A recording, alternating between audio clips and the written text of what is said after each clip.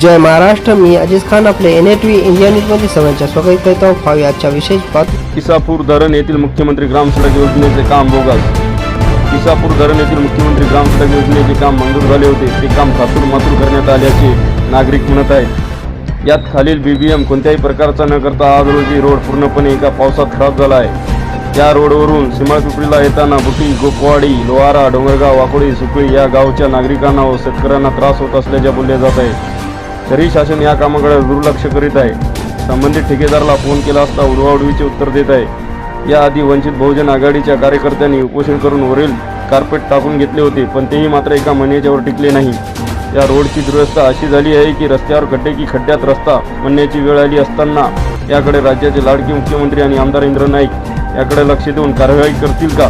Bureau report Ashokan Pathan.